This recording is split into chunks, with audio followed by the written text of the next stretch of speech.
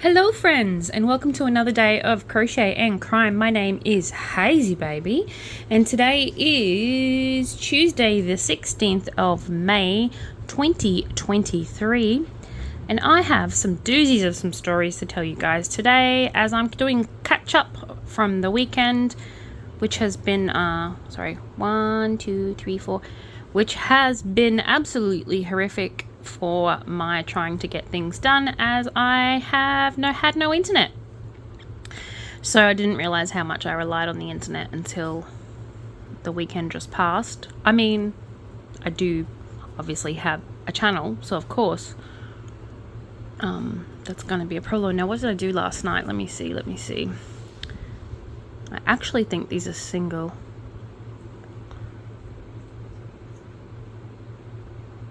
Let me see. Nope, they're not. That's where I started it. Just there. Now it's moving all the way along. Okay, let's get started. As you can see, this is Lillian. I'm still working on her. If you haven't seen my other channel, my other episodes, please head on over to my channel and have a wee gander. I've got a lot of them, 40 or so. If you'd like to go into a chance to win a blanket, one of my lovely creations of art, then please head on over to my channel, like and subscribe, and comment, and you can go into the draw to win a blanket. Specifically, you can go into the draw to win Raymond. I will show you Raymond now. Give me a second. This is Raymond. Isn't he beautiful? And you can go into a draw to win him. He's obviously not finished. This is just part of him.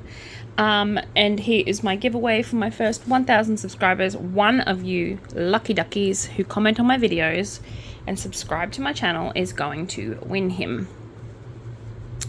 So yeah, without further ado, let's get this day started. So a female student, 18,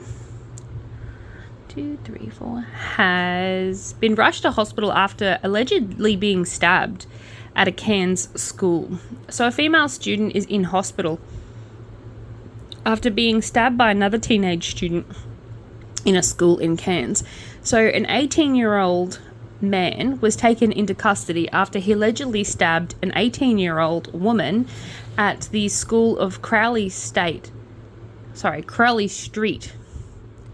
in Kamparanga around about 10:35 this morning, today, on this day.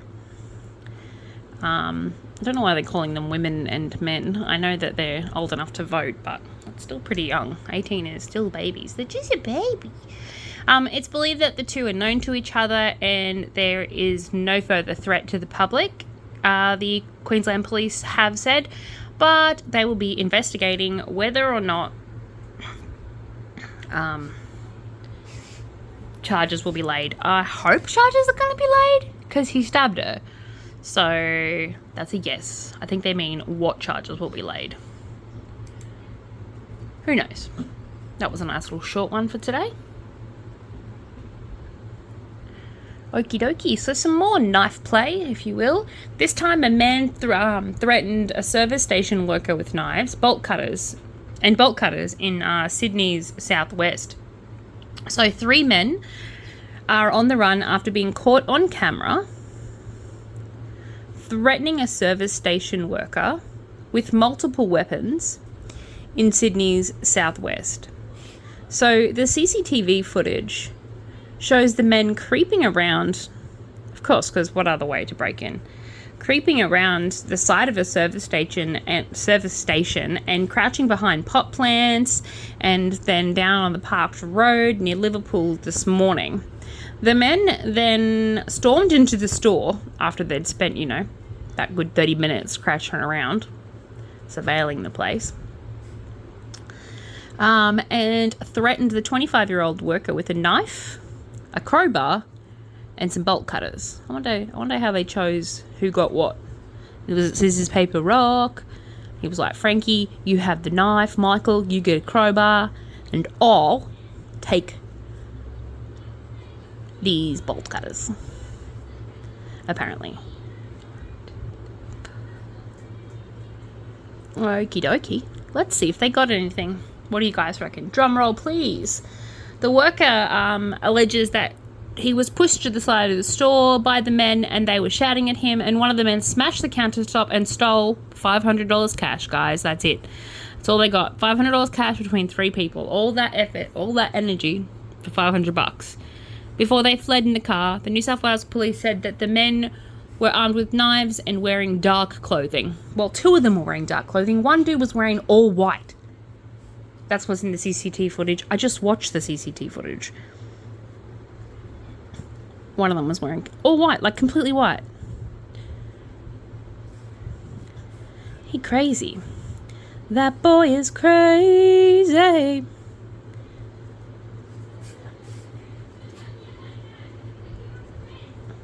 Okay, let's move on, shall we? Okie dokie. So over the weekend, there has been a evolving story that I've been kind of waiting, not just because I didn't have the internet, but also because I wanted to give as much information as possible. A lot of these stories that I tell on here are still evolving, and so it tends to frustrate a couple of people. I'm still going to do me though, but it tends to frustrate them because I don't have the ending to their story. But it's not a story, guys. It's truth, and sometimes the truth doesn't have an ending, or we have to wait around for it to be an ending. But anyway, so over the weekend, this story has been evolving, where the 2 children were murdered in New Zealand. Well, their deaths.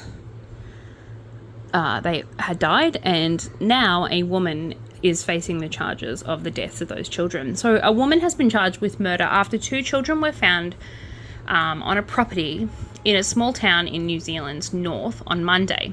The 25-year-old woman appeared at the district court on Tuesday, charged with 2 counts of murder. On Monday morning, a homicide investigation was launched. Police were called to the property in Peter Schnell Road in the northland of town of, I'm not even going to try and pronounce that. My New Zealand friends, I wouldn't disrespect you in that way.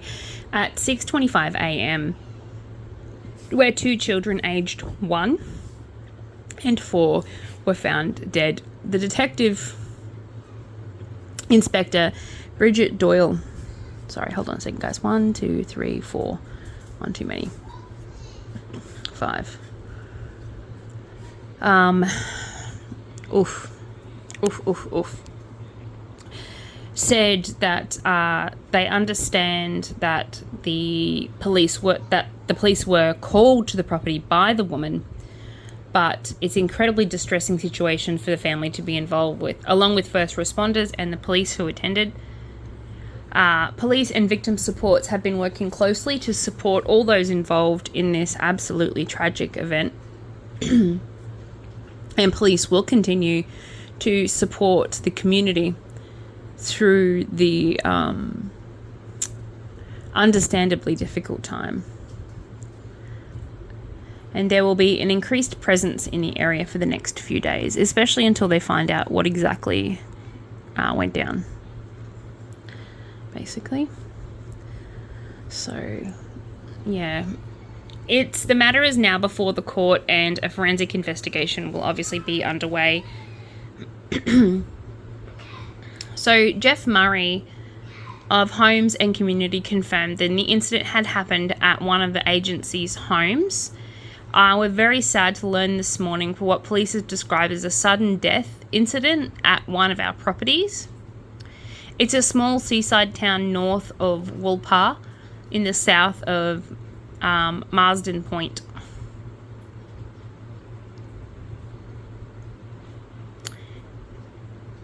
Yeah.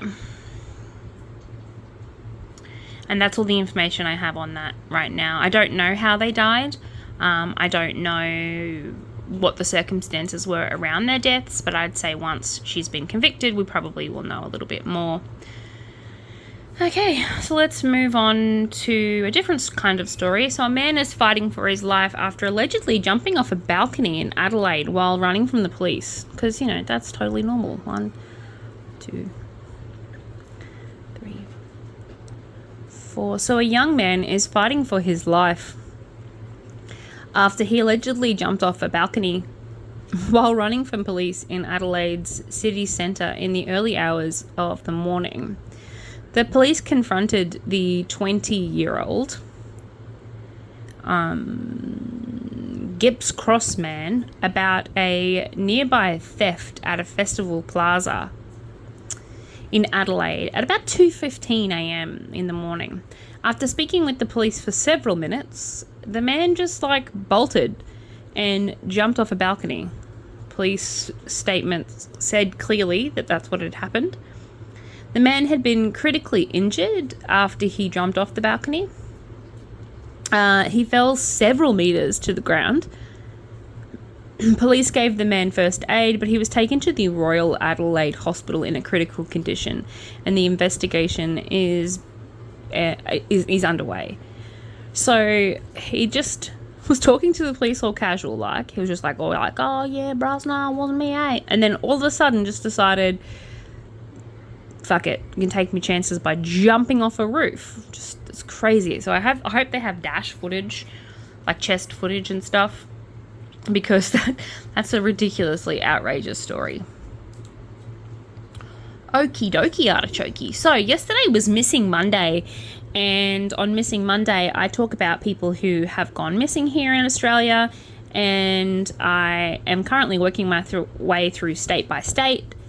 At the moment I am in Queensland because I started in my own state first, because why not? And so this next story is kind of connected with those. So $1 million reward is offered for information for a 2003 murder of a Victorian mother of 3. So when I say it's kind of related, it's related as in they're searching for information.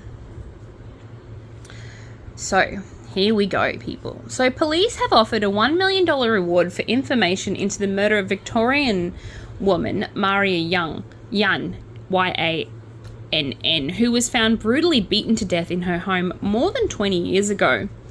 Yan was aged 69 and found dead by her gardener in the morning of September 30th, 2003 at her Hellsville home, 52 kilometres from northeast of Melbourne on Juliet Crescent. The mother of 3 was found sitting in her armchair in the lounge room with an extensive head and upper body injuries. At the time, Yan was wearing a red jumper, black pants and slip-on shoes, and hadn't yet been dressed for bed. The television was still on when Yan was found. However, there was no signs of any forced entry into the home. Police say her purse was on the floor at the time the body was discovered, but no other items were believed to have been stolen from the home. As a result of her significant injuries, it was determined by the coroner that Yan had likely been murdered on the night of the 29th. Her last known conversations was with her daughter at around about just 8 p.m. at night.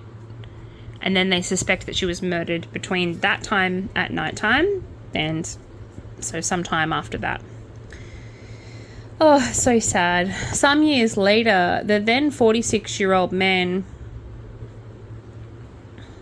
a then 46-year-old man was known to Yan, was charged with the murder in relation to her death in February of 2006. He was later acquitted at trial, and as such, the case remains unsolved.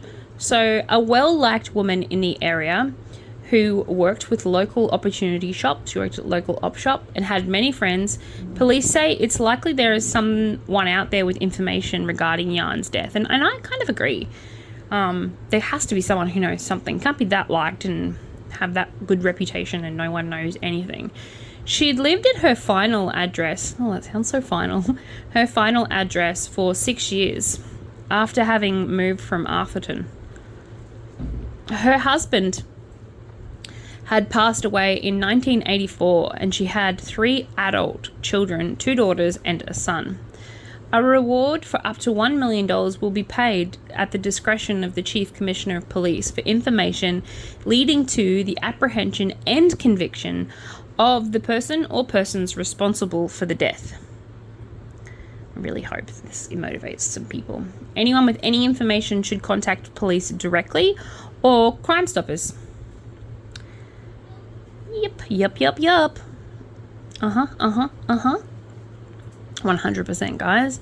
Do it. If you have any information,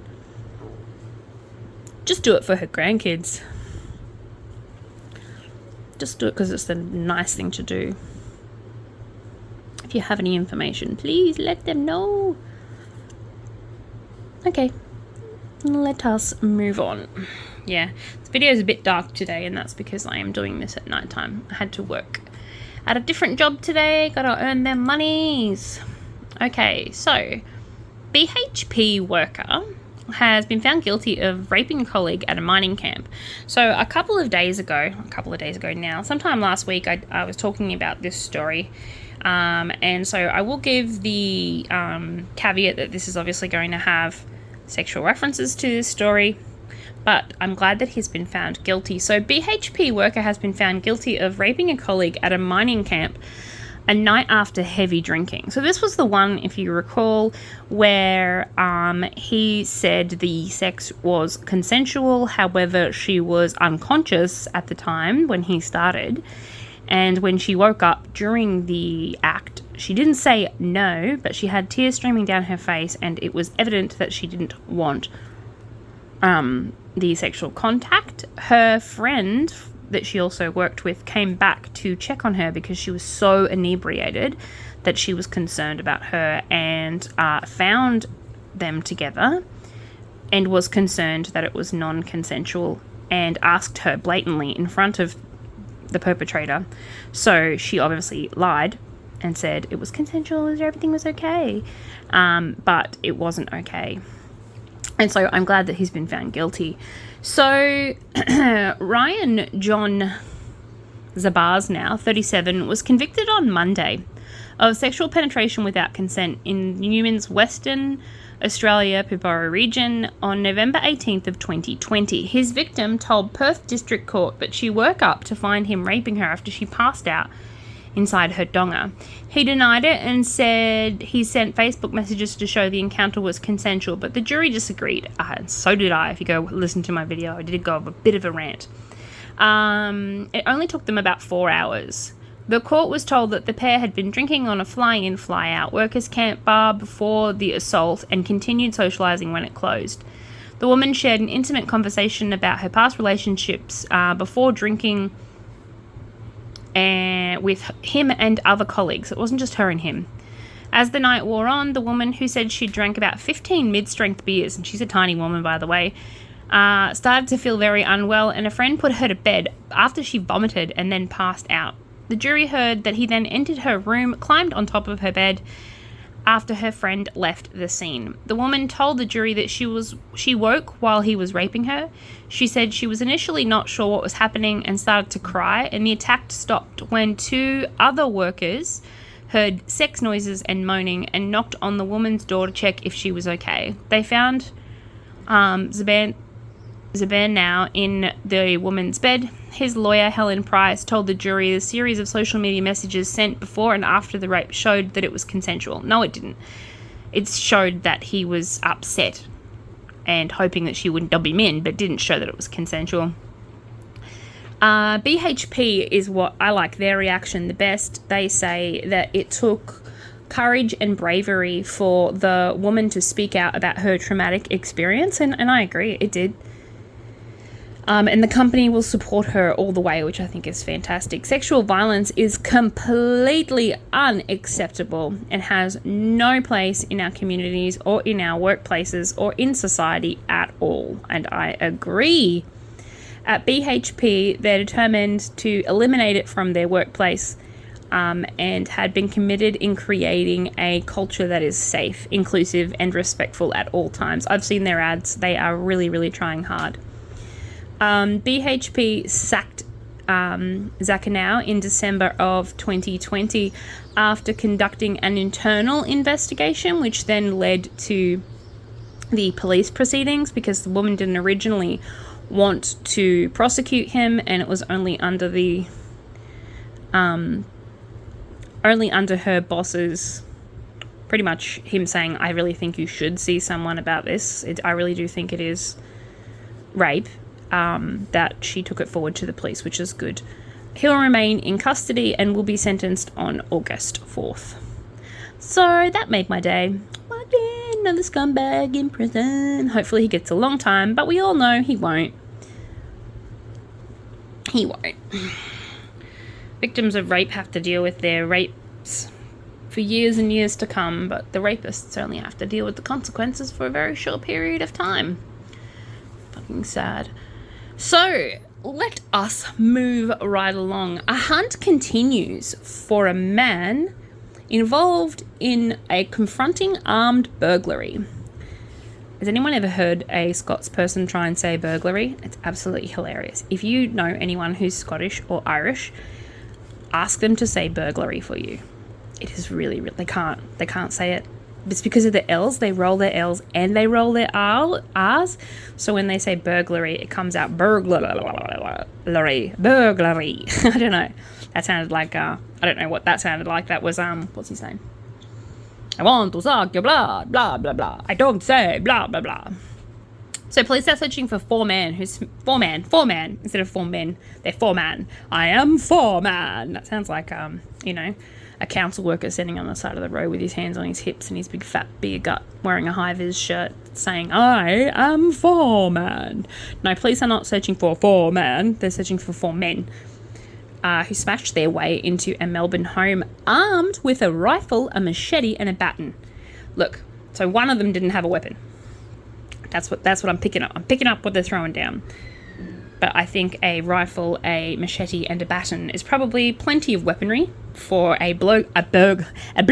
You see, now I can't say it. And that, my friends, is called instant karma for taking the piss out of other people for not having the ability to say it. Anyway, so they broke into this person's home. So they wore balaclavas and stormed into the Fraser Street property in Milton South at about 4 a.m. on April 24th.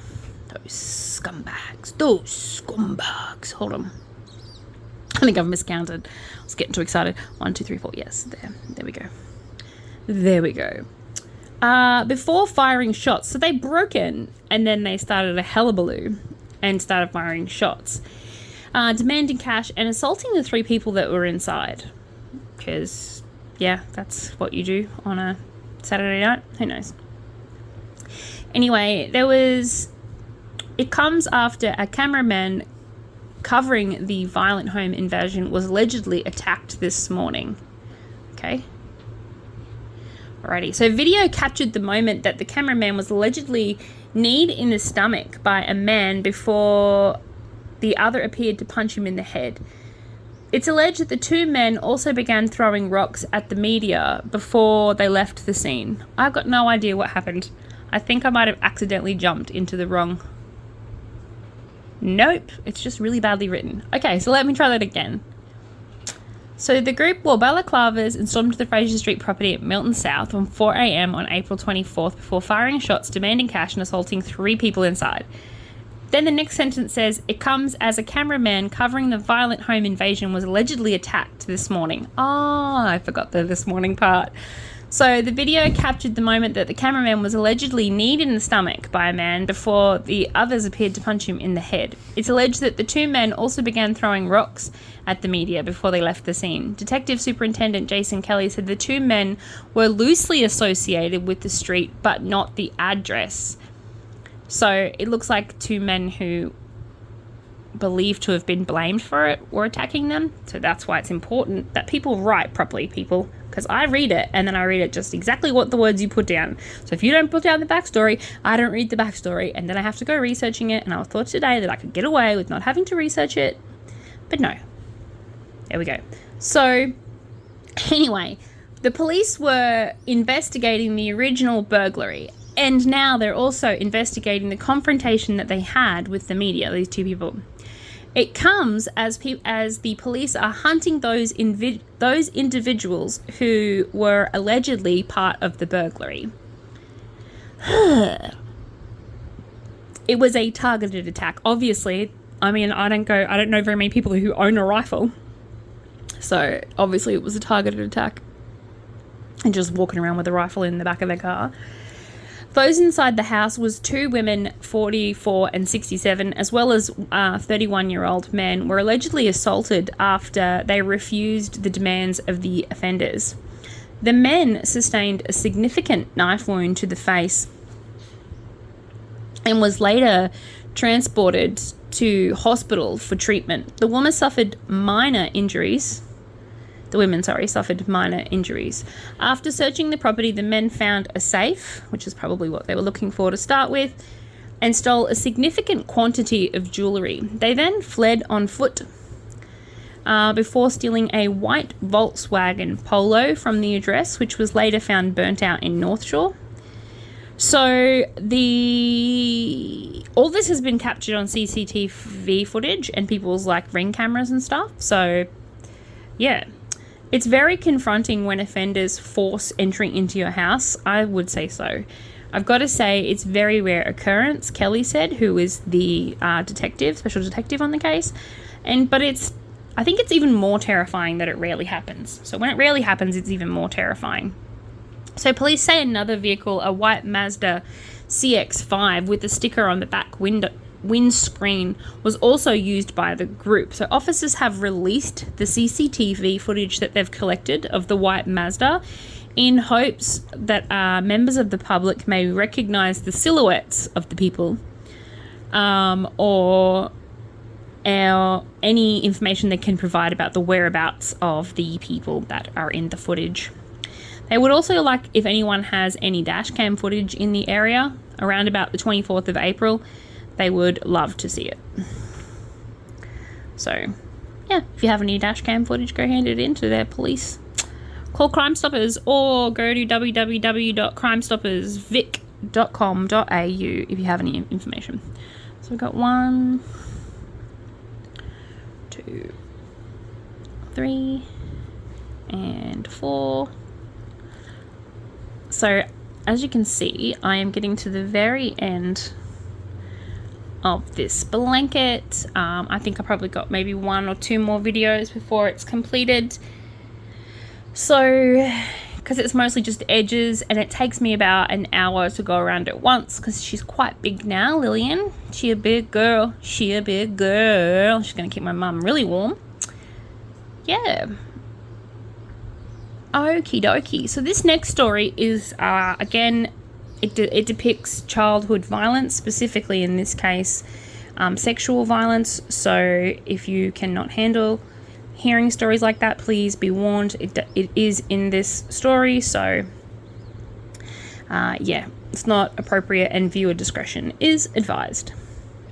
So a woman says that she warned the department before abhorrent sexual abuse took place of her granddaughter. So let's see what the details are, shall we? Hold on. So an Adelaide toddler was subjected to pretty much disgusting sexual child abuse as child protection authorities refused to act on the concerns that her father was a pedophile. This is the grandmother had concerns that the father was a pedophile.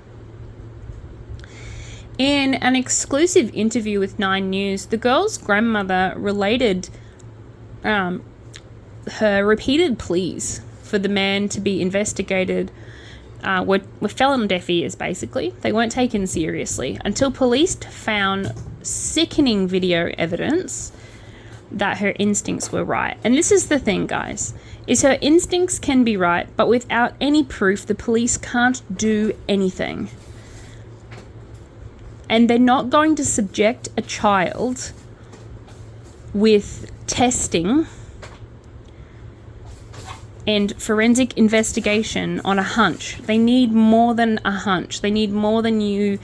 It's disgusting, but it's true. They need more than your feelings on the matter. So otherwise, every grandparent that doesn't like the father of their, the man who married their daughter could say, not that they would. I don't think I know anyone who would say anything like that. But, yeah, look, I just think every child should be believed. But the grandmother was obviously trying to do the right thing and no one was listening to her. But once they found evidence, they did the right thing and they helped the little girl. So let's look at the positives, I suppose. Anyway, by the time the man was arrested in November 2021, he'd been subjecting his daughter to degrading abuse for well over a year. We don't know what it's like or know your granddaughter's in the care of a pedophile, and that people you've gone to for help were supposed to help children but have done nothing, the grandmother said. We were building up to a lot more was coming out at the time, but no one was listening. The woman says that she became concerned after the man's behaviour shortly after the girl was placed in his care by the Department of Child Protection. Okay, now I'm angry. So their job is to make sure, and I know it's family first and they try and keep children with their family members, but why was an investigation not done? So we came across some videos on my daughter's laptop that he tried to delete, and we took them to the department, but nothing was done. Okay, I rescind my previous statements about having proof. She didn't just have a hunch, she had proof, and no one did anything. That is disgusting, and I hope an investigation goes underway. The grandmother says that the video, whilst disturbing, did not directly prove that he was a pedophile, but she later passed on more clues to the case worker. So I know that these cases are not so black and white. It's not like, here's the proof, this is what happened, but it shouldn't take pretty much an entire video of the thing happening for anyone to be doing anything about it. We should be believing children no matter what. Even if there's suspicion, we should always act as though they are guilty until proven innocent. I've said that and I've always said that. Go back and listen to my other videos. It'll prove it. I'll prove myself. Anyway, I feel really sick in the guts. The grandmother says that the video, like I said, whilst disturbing, didn't actually have anything in it.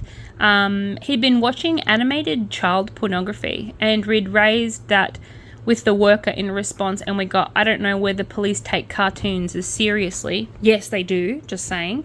He also sent a photo of the granddaughter, which was disturbing and explicit, and she showed that to the department. 9 News understands requests for a meeting with the department to discuss concerns were refused, and at least 2 emails were ignored. There was some detailed complaints, failed to lead to action. The Child Protection Department interim CEO, Elmer, whatever his name is, has acknowledged the quantity of practice in this case has not been standard expected by the community, and this has caused significant distress to the child and the family involved. The case was thoroughly reviewed following a formal complaint made to the department. Look, this is not the first time the Department of Child Safety has done the wrong thing. It's not the first time the people have fallen through the cracks. You know, there's a reason why that's a saying, and it is sadly true that there is just not enough workers out there who care enough for this to be a thing. There's a lot of burnout, there's a lot of suffering, there's a lot of just people who shouldn't be working for the departments are working for the departments because no one else will. This review revealed gaps in practices that have not been followed up as part of the department's commitment to continuously improve its services. So we need to put more money into our services, guys. In the district court this month, the man pled guilty to maintaining an unlawful relationship with a child, makes me want to vomit, as well as multiple counts of producing, disassembling, and posing child sex exploitation material. His own lawyer, Emma Shaw, described the offending as abhorrent. Good. And said the consequences of his daughter are profound. I love that their own lawyer just threw him under the bus like, you're a fucking sicko. The victim's new foster carer says that the girl had suffered through night terrors and behavioural issues which have seen her excluded from several activities. School activities, and we'll see her grow up to be a very, very, very angry teenager. This is going to impact on her education and long-term future goals if we cannot get the support that she needs, the carer said, and I really do think that she needs a lot of support. So District Court Judge Anthony Allen said that he regards the offending as one of the most serious of its kind, and he will sentence the man on May 29th. So hopefully I'll have an update for you guys on how much he got.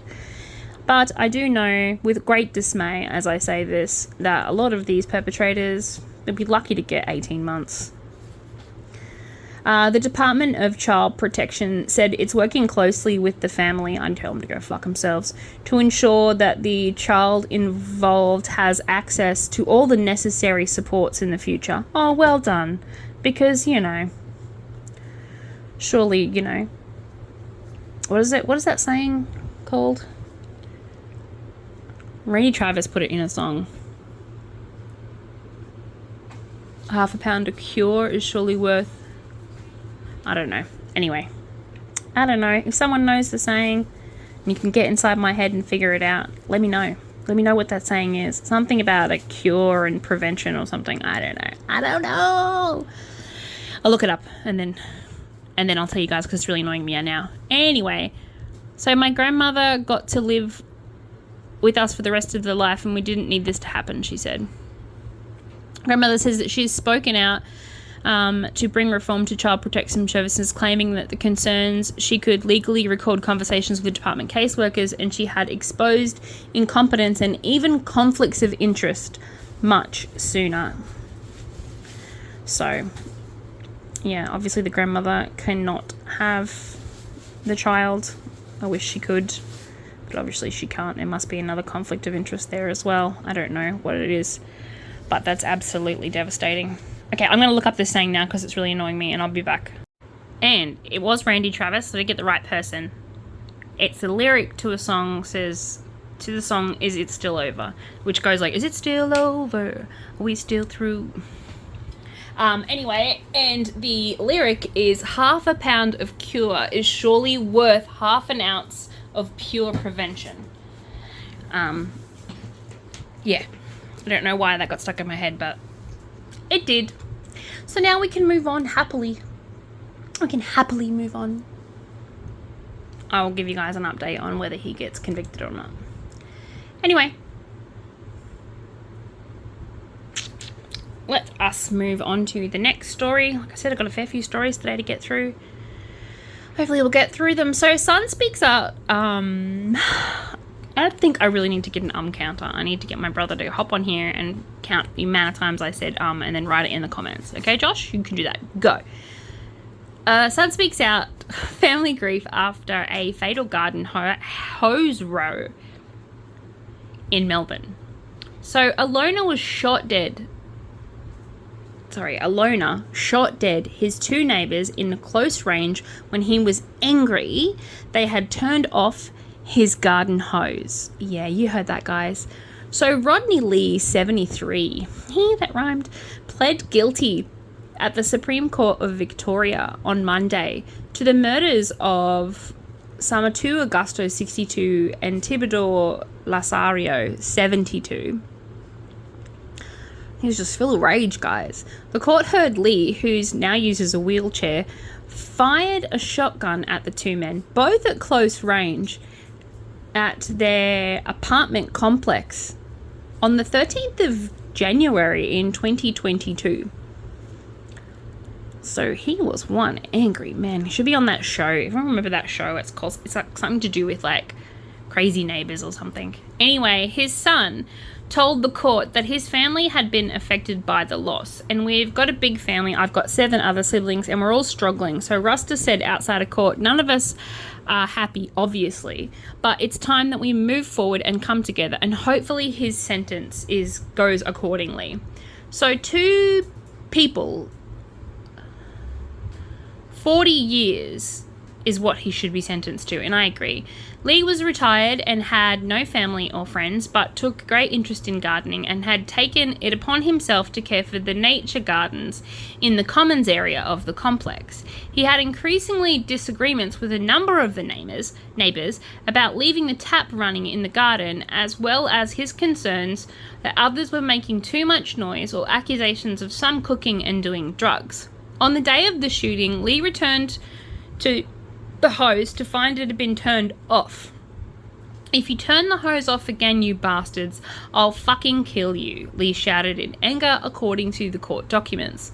As a result of his outburst, a heated exchange with another neighbor ended when Lee struck the man with a chair. Later that night, Lee went to move the garden hose to find that it had once again been turned off.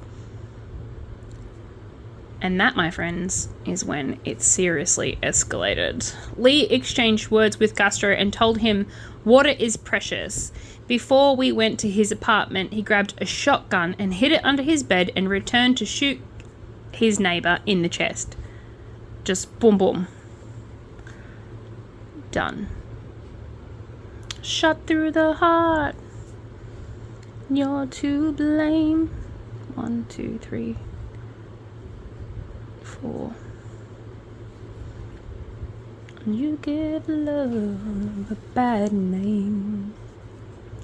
Isn't that horrible? He then followed Gassio's and neighbors trying to help the injured man into the apartment when he shot Larazio.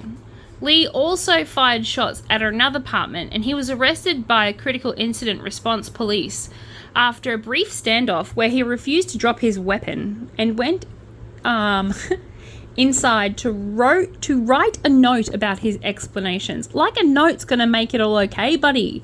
You're just like, pew, pew, pew, shot dead a couple people, and now you're gonna go in and write, what, I'm sorry? Oh, sorry, I got really angry. Hey, could you turn me hose off? Yeah, well, now who's gonna look after the garden, Lee? Now who's gonna look after it? He definitely had a dysfunctional personality and to some degree distorted his abilities to evaluate the situation, which I would agree with. He had intended to cause injury, but not death, is what he said. And that's evident from his statement to police where he said, get them to the hospital so then we can talk. Prosecutor Patrick Burke balked at the suggestion that Lee had not meant to kill his victims. The approximate range from which he fired the shots were between 2 and 3 meters from his victims. Our submission is that that's apparent to everyone, including me who doesn't like guns, that the consequences could conclude that in that range would be fatal. And I agree. I 100% agree. Lee will remain in custody and be sentenced at a later date.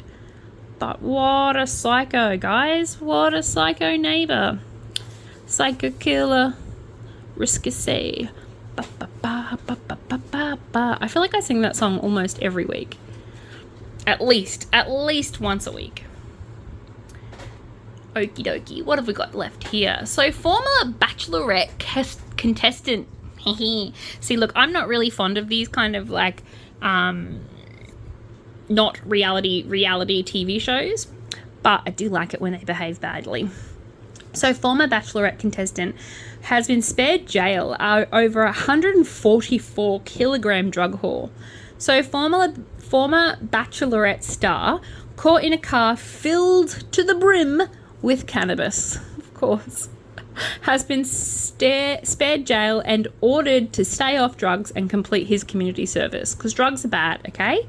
So Samuel Colin Minkin, aged 30, was charged with supplying a prohibited drug after police pulled him over in a Toyota Hiace he had recently purchased with someone else's money, but was using it in his own name. There were 9 boxes, and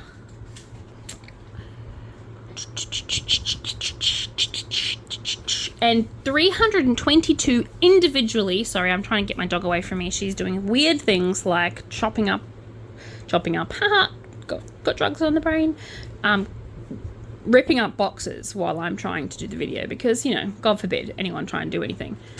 Anyway, so 322 individually vacuum sealed cannabis packages, carefully packed inside, weighed more than 144 kilograms when police pulled the van over on the M1 motorway north of Byron Bay. So, I've said it before and I'll say it again. Guys, if you're gonna import drugs or do anything bad in your car, probably be a good driver. You know? Make sure that your car doesn't have any broken windows or broken lights or anything that will make the police pull you over, because the moment they pull you over, they have a right to search your vehicle if they suspect that there's anything in them. And if you're like randomly going around, you just bought a van and you collected 9 random boxes, and in boxes vacuum sealed cannabis, Jesus. Alrighty, so the Crown accepted that Minkin was a passenger and not aware of the exact quantity of drugs. Sure, he wasn't. But did know that a significant more than 25 kilogram threshold of the commercial quantity. Minkin and the co-offender had recently begun using dedicated encrypted devices on the Anom platform days before the arrest of 2021. So they must have actually found evidence in other places. So I'm just trying to flip this blanket around so I can get to the... Look, guys, she getting big. It takes a lot to flip her. She a big girl. She a thick girl. She a thick girl. She takes a bit to flip, but she's worth it. Just like every big girl. Okay, so back then criminals thought it was protecting them from surveilling authorities when it was actually allowing the Australian Federal Police and the FBI to monitor all of their communications. So they think it's end-to-end encryption, and I've said this before and I'll say it again. None of that stuff is end-to-end. Your phone is always listening. Someone is always listening on the phone. So Minkin was not alone in being caught up in the Operation Ironside, but his offering was towards the bottom end of the mid-range of objective seriousness. Objective seriousness, Judge Warwick Hunt said. Oh, Warwick Hunt, that's a terrible name. He sentenced him in the New South Wales District Court on Monday. However, Minkin's smaller crimes were attracting an outsized attention because he was on The Bachelorette, so of course. He described the various articles of being the Bachelorette star with reference to reality TV shows and apparently gave him more of a media profile.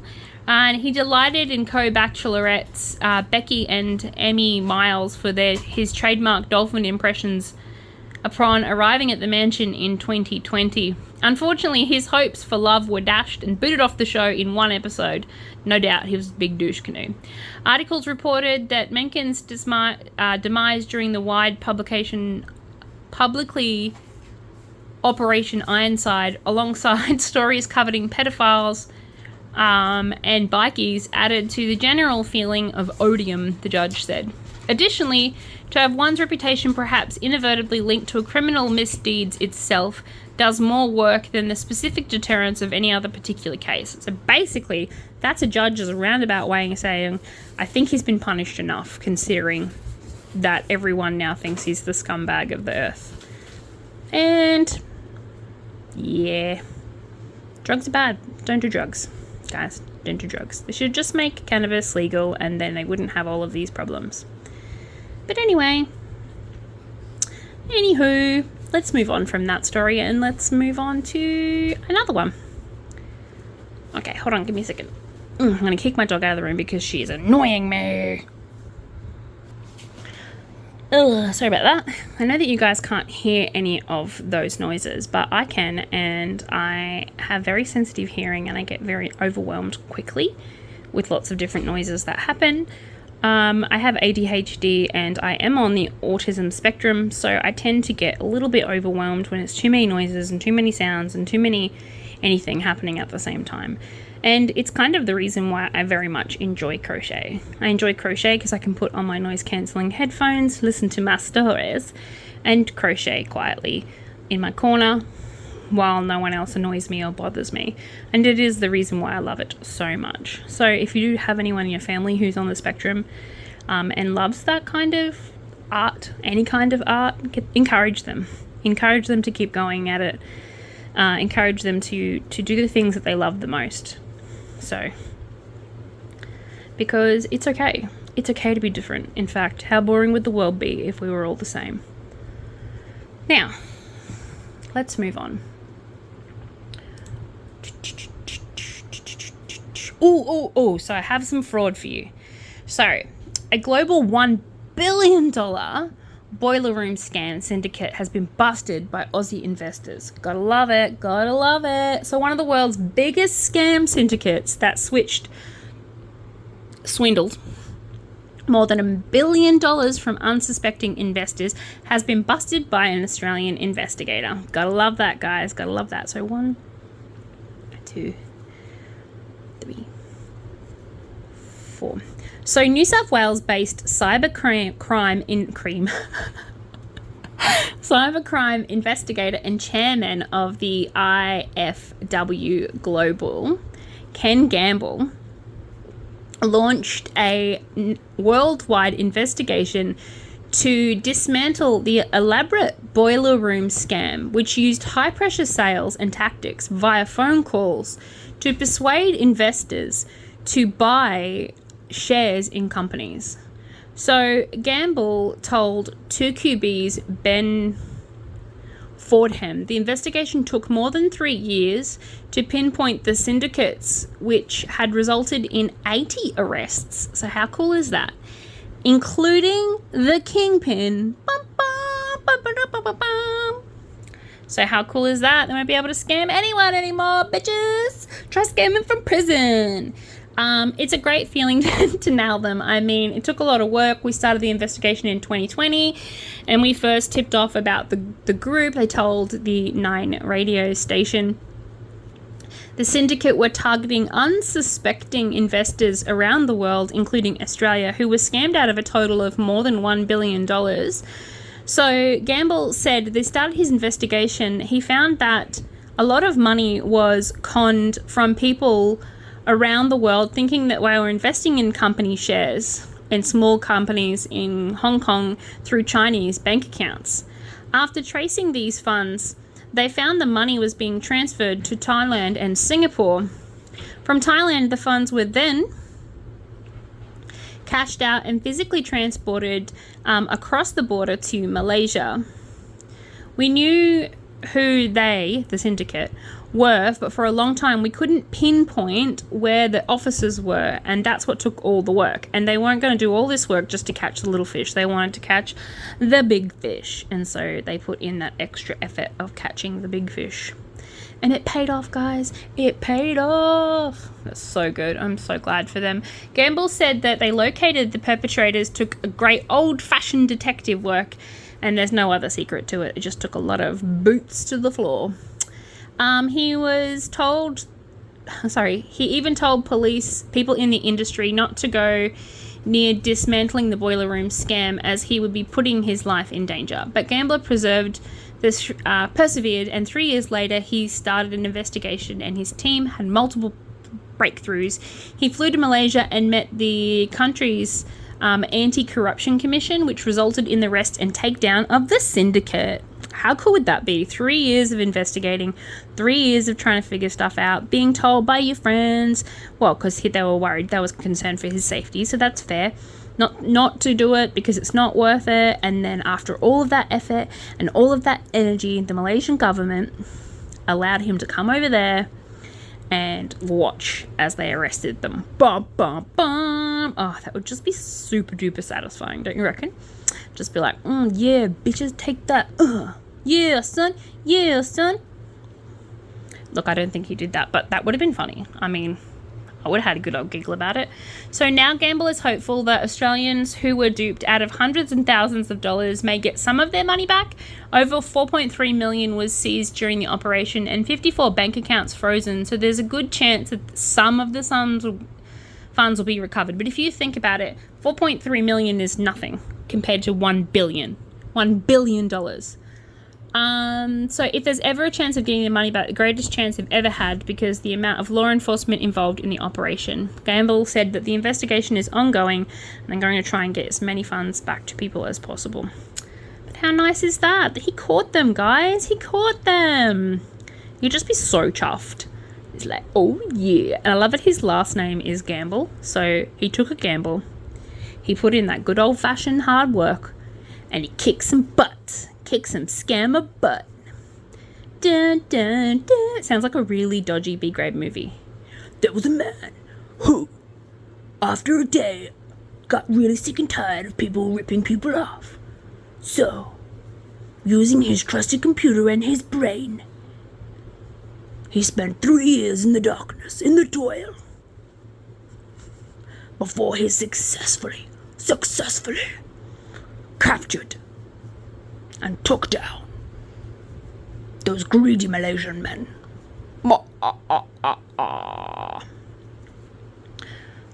Look, guys, I'm almost finished. I think. This one's hard to tell. It's hard to tell because it's a finish off stitch. So as you can see, I've done like a little cool triangle thing for the whole way around. For this whole thing. And I can't see where the end is. Alrighty, I think I'll do one more because I feel like I've done a lot of stories today. And yeah. So Perth police pursuit ends with a man busted in the boot of a car after evading police. Of course it does. So a man has been arrested following a police pursuit in Perth. Say that 3 times over. A police pursuit in Perth. After the driver allegedly ran from the cops, hid in the boot of his car, and wore a disguise to try and escape. Yeah, he wore a woman's blouse. He literally was a big woman's blouse. My dad, who is now listening to this, I know you are giggling to that. He was a boob dad. He was a woman's blouse. Hilarious. Police found the man curled up in the car of the boot, trying to put on a blonde wig after allegedly leading officers on a high-speed chase through the streets. The 26-year-old was allegedly seen driving a separate RV with a stolen license plate an hour earlier. So then he tried to elude the cops. So imagine that. And then, I don't know where his train of thought went. What was he thinking? He's thinking, okay, I've got to get out of this. All right. I'm going to hide in the boot and I'm going to dress as a woman because the police are so dumb. They'll never notice that I'm just the same dude that I was 2 minutes ago, but now I have a blonde wig and I'm wearing a pink jumper. So totally a woman, okay? They can't assume my gender. I'm a woman. Jesus. That's hilarious. He then tried to outrun the police by swapping cars in an underground car park in the Rockingham Centre. Police also said that he hid a shotgun in the process. Air police tracked the man down to the boot of a Holden Commodore after he allegedly tried to make his escape. Why is it always a Commodore, Dad? Why is it always a Commodore? He was arrested and charged with the possession of a gun, evading the police, unlicensed and reckless driving, and an alleged female accomplice was also arrested. Was that written wrong? Is she allegedly female or was she allegedly an accomplice? That has been written very badly. Oh, what a doozy of a story to end on. I think that's a great story to end on. It left me with a giant smile on my face, and I hope it left you with a smile on your face. I'm not sure if you guys will see Lillian tomorrow. It really depends if I get time to do some more rows on her. Like I said, it takes about an hour to do one row of Lillian these days, as you can tell by this video. I mean, in all fairness, I keep stopping because I'm pressing other things and doing buttons and stuff. I'm not doing the buttons because that's weird. I'm just pressing buttons and rolling the mouse to make my research pop up. But, yeah. All of these stories that I get you guys every day come from the 9 News website. So if you have any interest in having a look at any of the videos or any of the footage, just click on the 9 News website and you can view it there. It's all public property, so I can't get done for plagiarism, thank goodness. And I am adding my own stuff to it, so it's okay anyway. But like I said, I'm not doing anything new. I just thought I would like to share my crochet with you guys and the crime that happens in Australia and my comical commentary as we go along. So I thank you very much for your time and effort today, and I will see you guys tomorrow. Bye. Have a wonderful day. Oh, you guys want to see Lily? She's just a giant pile of wool. Look at her. Boom! I am Lillian.